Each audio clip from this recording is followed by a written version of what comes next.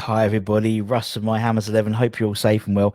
It's time for another edition of In Russ We Crust. And today we're going to do a really simple bread.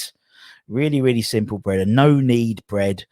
You know, bread can be quite tricky, but this one is really piss easy. So much so that I'm not even going to use my stand mixer, my K mix. That's how easy it is. It takes time. That's the only thing it does. It takes time. But if you get up in the morning, whenever it is, whenever you want to get up, 11 o'clock, something like that, you can have a nice, only take a couple of hours to prove, and you can have something nice for sort of, you know, sort of tea time type thing. Right, so here we go. It's the simplest bread in the world, without doubt. Okay, so we've basically got, I've put all the ingredients will be in the description below. But we've got our flour here, and literally all we're going to do is throw in our salt. There we go. Throw our salt in on one side, and then we're going to throw our yeast on the other side. Obviously, we don't put them together because obviously the salt will kill the yeast initially if you put it on top. Combine it around, that's okay. And then all we do is we get some really hot water, not boiling, but practically, and we just mix it.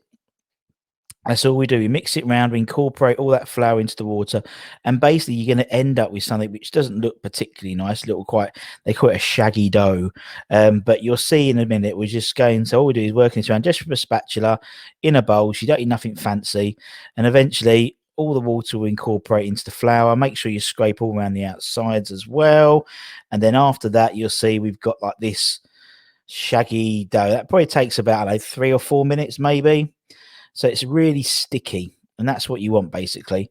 So what we're going to do is just leave this to prove. So I've just put it into a different bowl. You don't have to. You can keep it in the same bowl.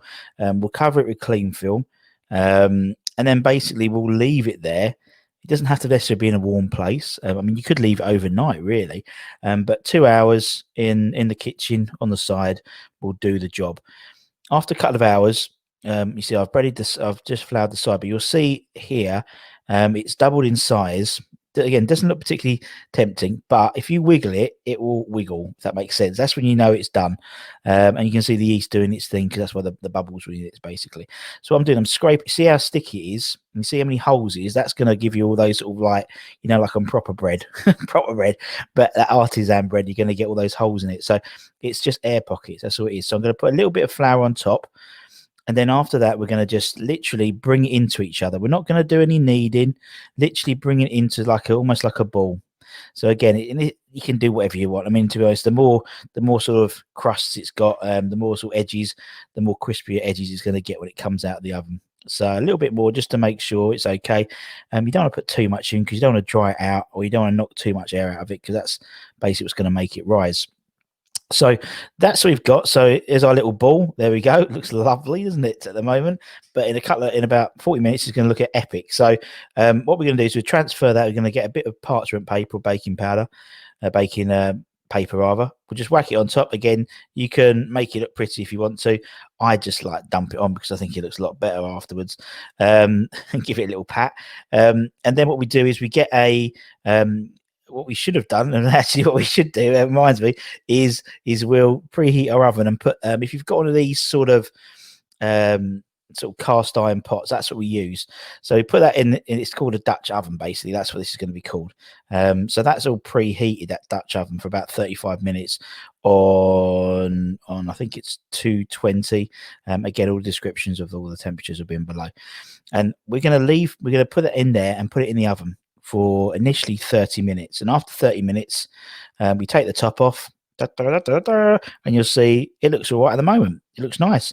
So basically it's been steamed. That's the whole idea of the Dutch oven. But what we're going to do is put it back in the oven for another sort of 10-15 minutes and put it for as long as you want it to look, in terms of brownness. I like it being a little bit charred on top, so you can see where it's split as well.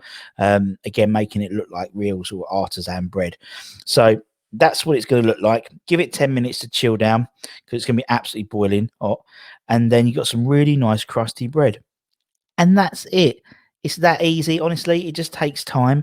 This one takes time, but still got a couple of weeks left of lockdown. So, well, another week probably when this comes out. So Hopefully it works, and enjoy. As I said, there's nothing better than having a fresh loaf of bread, is it? Bit crusty bread, that with a bit of butter on. Oh yes, or make a nice bacon sandwich out of it. Why don't you? A nice cheese sandwich. Why not? Anyway, I hope you enjoyed it, guys. Take care, stay safe. Come on, you irons. Wash your hands as well, and I'll see you again very, very soon. Take care. Much love.